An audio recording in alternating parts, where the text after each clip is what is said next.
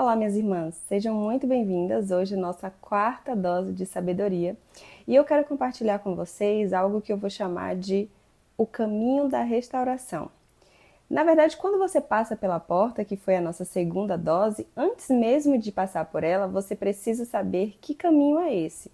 E quando você já passou pela porta e já está no caminho, você precisa permanecer e não somente permanecer, mas ensinar esse caminho a outras irmãs. Então hoje vamos falar sobre esse caminho. Sabe quando a gente vê nos filmes ou até numa biblioteca mesmo na nossa cidade, aquela estante cheia de livros e a gente pensa assim, se eu precisar de qualquer informação, seja para fazer uma comida, um chá, ou até mesmo para conhecer a história de um lugar, de um país, de uma cidade, eu posso vir aqui, pegar e eu vou descobrir tudo isso.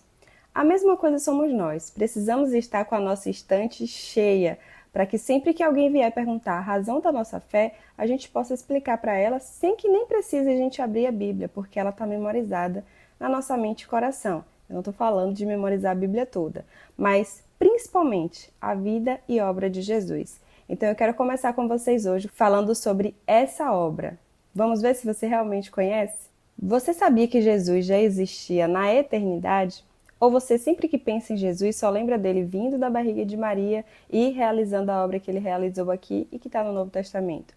Vamos ler sobre isso? E para começar, nós estamos no ano 2025 depois de Cristo. Mas só tem 2025 anos que Jesus veio aqui, que ele existiu e foi para a eternidade? Na verdade, não. Jesus já existia antes mesmo de ser criado o ser humano. Ele já estava com Deus Pai e com o Espírito Santo lá na eternidade. E onde que está escrito isso?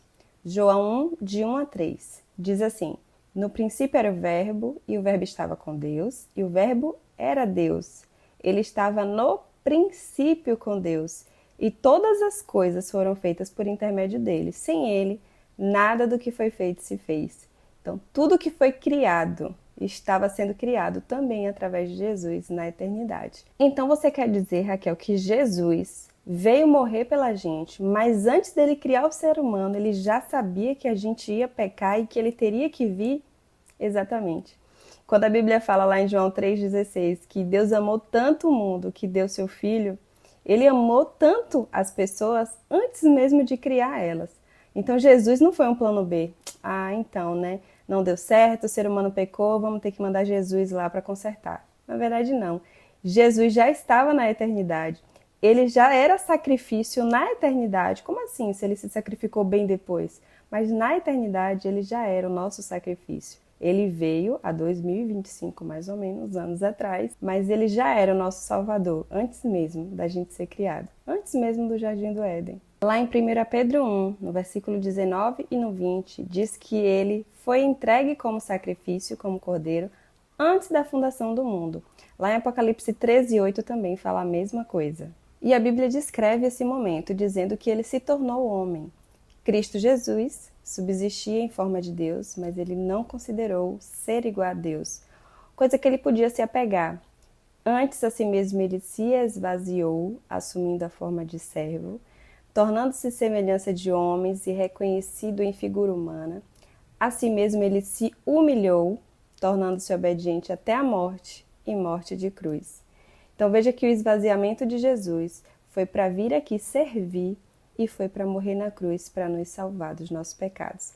E por que Jesus conseguiu isso? Por que não qualquer outra pessoa poderia vir aqui para nos salvar? Porque lá em 1 Pedro diz assim, que ele nunca cometeu pecado e nem na sua boca se achou nenhum engano. Quem de nós pode ser assim? Se era impossível a gente conseguir cumprir a lei, imagina ser santos e irrepreensíveis como Jesus era. Então somente ele poderia vir para nos salvar. Mas se ele já era Deus desde a eternidade e veio como homem para nos servir e para nos salvar, como que ele conseguiu realizar toda essa obra sendo homem? Foi o próprio Deus quem ungiu Jesus para que ele pudesse cumprir toda essa obra, né, sendo cheio do Espírito Santo. Você lembra do batismo de Jesus? Até o batismo não existe nenhum registro na Bíblia de que ele tenha feito algum tipo de milagre. Né, passa ele ali somente na infância, quando foram para o templo e ele se perdeu. Na verdade, eles acharam que ele tinha se perdido e eles encontraram Jesus lá no templo, né, ensinando até os mestres e doutores da lei que perguntavam onde que ele aprendeu todas essas coisas. Depois disso, a gente não tem nenhum tipo de registro sobre o que Jesus fez. E somente após o batismo, quando ele recebeu o Espírito Santo e que Deus, através da voz que vinha do céu, confirmou ele como sendo o Filho amado e ele foi levado para o deserto para ser tentado, foi a partir dali, depois de passar pela tentação do deserto e vencer, que ele começou seu ministério de ensinar que o reino de Deus estava próximo. E a Bíblia descreve lá em Atos 10:38 essa capacitação de Jesus, dizendo assim: como Deus ungiu a Jesus de Nazaré com o Espírito Santo e poder, o qual andou por toda parte fazendo bem e curando a todos os oprimidos do diabo, porque Deus era com ele. E por isso toda a obra que Jesus fez veio da capacitação de receber o Espírito Santo e poder de Deus. E ele serviu, e ele curou enfermos, ressuscitou mortos, ajudou tantas pessoas a se alimentarem e após tudo isso, ele cumpriu o propósito para o qual ele foi destinado lá na eternidade, que era morrer pelos nossos pecados. E lá em 2 Coríntios 5:21 diz assim: aquele que não cometeu pecado, Deus o fez pecado por nós, para que nele fôssemos feitos justiça de Deus. E lá Isaías completa dizendo assim: mas ele foi ferido pelas nossas transgressões e foi moído pelas nossas iniquidades. O castigo que nos traz a paz estava sobre ele, e pelas suas pisaduras nós fomos sarados. Nós andávamos desgarrados como ovelhas, cada um se desviava pelo seu caminho, mas o Senhor fez cair sobre Jesus, sobre ele, a iniquidade de nós todos. E ali Jesus recebia todos os pecados da humanidade e morreu para salvar todos nós. Ele recebeu o nosso castigo e as nossas culpas. Só que a obra de Jesus, ela não termina na cruz. E lá em Atos 2:24 diz assim: ao qual Deus o ressuscitou, rompendo os grilhões da morte. Gente, não era possível que Jesus ficasse morto porque ele não tinha pecado. Eu ouvi a história desse jeito uma vez e é assim que eu conto para os meus filhos. Olha só, Jesus, ele morreu, só que ele não tinha pecado. E aí, quando a morte abriu o livro e procurou o nome de Jesus, não estava lá. E aí a morte fez: nossa, game over para mim, perdi. Porque Jesus, ele não poderia estar morto, uma vez que ele não tinha pecado. E a morte, ela só entrou no mundo, lá no Jardim do Éden, quando Adão e Eva pecaram, porque antes disso ela nem existia. É tanto que Deus disse: não comam desse fruto, senão vocês vão morrer. E depois que ressuscitou, ele também foi exaltado. E ele recebeu de volta toda a glória que ele tinha lá na eternidade, depois de cumprir o seu plano perfeito. E na pregação que Pedro faz lá em Atos 2, ele diz assim: esteja absolutamente certa, pois toda a casa de Israel, que a esse Jesus que vocês crucificaram, Deus o fez Senhor e Cristo. Então Jesus recebeu tudo, já era tudo dele, e Deus devolveu novamente. E lá em Filipenses ainda diz assim, Filipenses 2:9-11: pelo que também Deus o exaltou sobremaneira, ele deu um nome que está acima de todo nome, para que ao nome de Jesus se dobrem todos os joelhos nos céus, na terra e debaixo da terra, e toda a língua confesse que Jesus Cristo é o Senhor, para a glória de Deus Pai. E Jesus também faz essa oração: Pai, devolve-me a glória que eu tinha na eternidade. E para concluir a obra que Jesus fez aqui, a gente vai colocar algo que a gente já espera, que a gente tem como esperança do nosso futuro, que é a volta de Jesus. E lá em Mateus 24:30 diz assim: então aparecerá no céu o sinal do Filho do Homem. Todos os povos da terra se lamentarão e verão o Filho do Homem vindo sobre as nuvens, com poder e muita glória. Então ele voltará, minhas irmãs. E o resumo desse caminho é: Jesus existia antes de todas as coisas, e isso está em João 1:1-3. Ele tornou-se homem, Filipenses 2:6-8.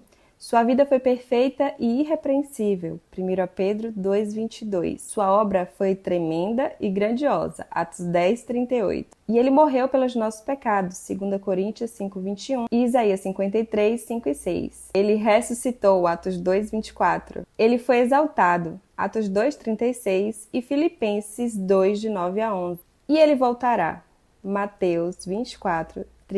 E eu gostaria muito que vocês memorizassem esses versículos, como que chamamos de catequese, que significa repetição das mesmas coisas, para que vocês tenham isso aí, na despensa de vocês, como um instante, para que quando alguém perguntar a razão da sua fé, você saiba descrever exatamente quem é Jesus, o que ele veio fazer e que ele também vai voltar para nos buscar, com os versículos, porque sabemos bem que um dia a Bíblia será tirada de nós. E aí? Você vai ter a palavra do Senhor guardada na sua mente, no seu coração? E não é tão difícil assim não, minhas irmãs. Deixa eu falar para vocês que os meus filhos de 5 anos, eles já gravaram praticamente todos os versículos. Geralmente às noites a gente faz isso antes da oração, antes de dormir. E eles já gravaram. O mais velho já gravou tudo, mas os menores eles já gravaram praticamente todos esses versículos.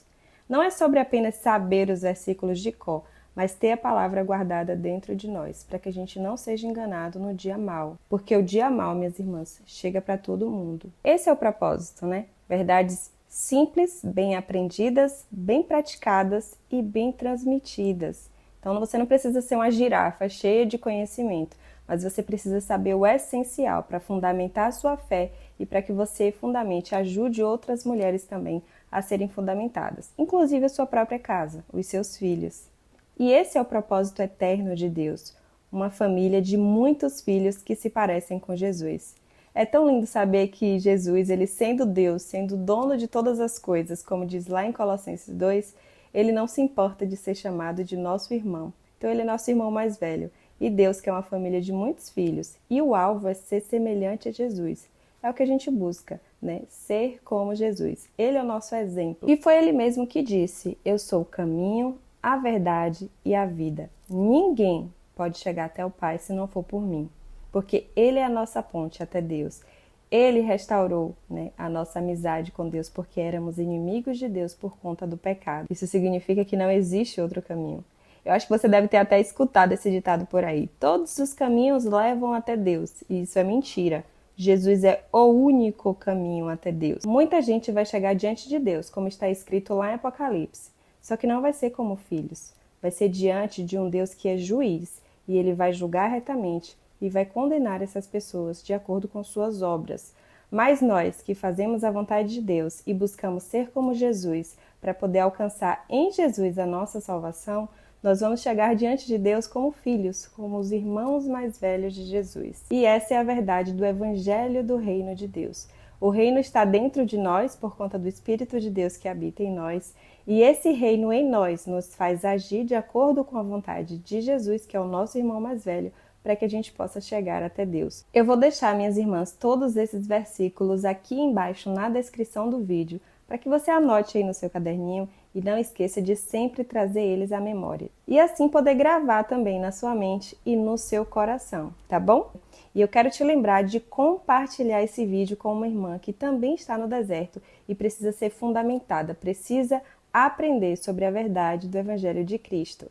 Não esquece também que na descrição desse vídeo, o link do e-book Restaurando Minha Vida e Meu Casamento, Vencendo as 4 Fases do Deserto.